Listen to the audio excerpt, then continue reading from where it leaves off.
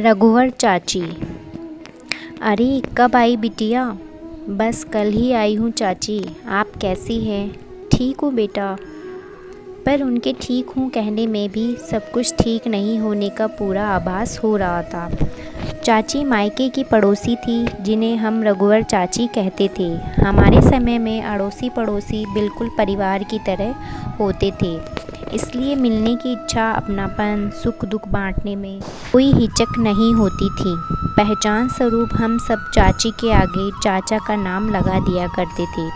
बातों का सिलसिला बढ़ाते हुए मैंने पूछा, तीनों भाभी ठीक है ना चाची?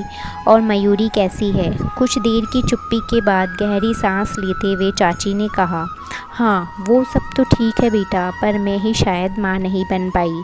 चाची का हाथ पकड़ते हुए मैंने पूछा, अरे क्या बात है चाची, आप परेशान लग रही है। बेटा जब पहले बड़ी बहू आई थी तब मैं सास नहीं माँ थी, फिर मझली बहू आई तो मैं माँ से सास बन गई, और फिर छोटी बहू आने के बाद तो मैं सास से सौतेली सास बन गई। और मयूरी को तो भगवान भी अपने घर ले जाने से घबरा रहे हैं। अब जानती तो हो बेटा, एक जवान बेटी का बिस्तर में पड़े रहना, यदि बड़ी बहू ना होती तो न जाने क्या होता।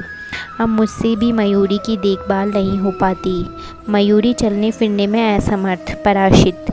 मुझे अपनी चिंता नहीं है, पर मेरे जाने के बाद मयूरी का क्या होगा? चाची की आंखों में आंसू से उनकी चिंता और दुख साफ दिखाई दे रहा था। अरे चाची, जब आपके रहने पर भी बड़ी भाभी मयूरी की देखभाल करती है तो बाद में भी करेगी, आप चिंता मत कीजिए। मैंने चाची को ढांढस बंधाने की कोशिश की। क्या है ना बेटा, प्रांशु बड़े बेटे की ठेकेदारी ठीक से नहीं चल रही है, तो उनकी माली हालत इतनी अच्छी नहीं है, जबकि हिमांशु मंझले और आशु छोटे का बिज़नेस अच्छा चल रहा है, तो इन दोनों का रुतबा या बोले घमंड भी ज़्यादा है। यही सब देखकर मैं बड़ी बहू का 2-4 पैसों से मदद कर देती हूँ। बस यहीं से मुझ पर भेदभाव, पक्षपात जैसे ना जाने कितने तोहमत और लांछन लगाए गए, और बाकी दोनों बहुओं के लिए बुरी बनती गई।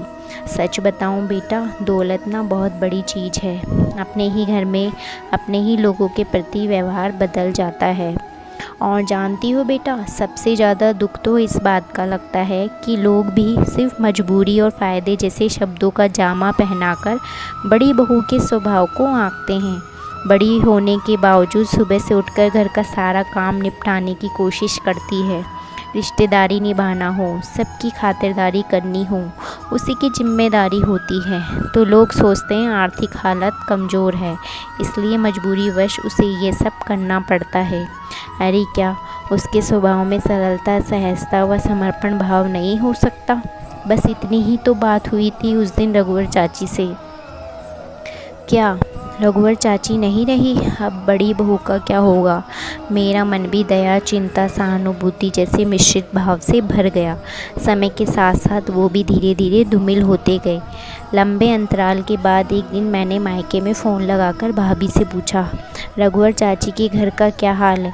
तब भाभी ने बताया, उनके घर बड़ी बहू की हालत सबसे अच्छी है। उनका बेटा बड़ा हो गया है, व्यापार अच्छा चल रहा है, और चाची ने प्रॉपर्टी में बेटों के साथ मयूरी को भी समान हकदार बनाया था। मयूरी ने भी अपनी प्रॉपर्टी बड़ी बहू को लिख दिया, जो वाकई में हकदार भी थी, और कुछ दिनों में मयूरी का निधन भी हो गया। चलिए भाभी, मयूरी को भी मुक्ति मिल गई और बड़ी बहू को भी मयूरी की सेवा से मुक्ति मिल गई। मैंने सिर्फ इतना ही तो कहा था, पर जवाब में भाभी ने बोला, अरे नहीं, बड़ी बहू मयूरी को याद कर अभी भी रोती है। उनकी आंखों में बहते आंसू उनके प्यार, समर्पण और निष्ठा के पुख्ता सबूत है। सच में वो दिल से भी बहुत अच्छी है। शायद रघुवर चाची बड़ी बहू के साफ दिल, पारिवारिक एकता और समर्पण भाव को समझ चुकी थी, और बड़ी बहू के बदले परिवेश को देख समाज भी समझ गया था, कर्म का फल अवश्य मिलता है। दोस्तों, ये मोटिवेशनल स्टोरी आपको कैसी लगी प्लीज़ कमेंट सेक्शन में जाकर ज़रूर बताएं, और ये स्टोरी आपको पसंद आई तो लाइक शेयर करें, चैनल पे नए तो चैनल को सब्सक्राइब ज़रूर करें। तो मिलते हैं फिर से नई वीडियो में। धन्यवाद। जय श्री कृष्ण।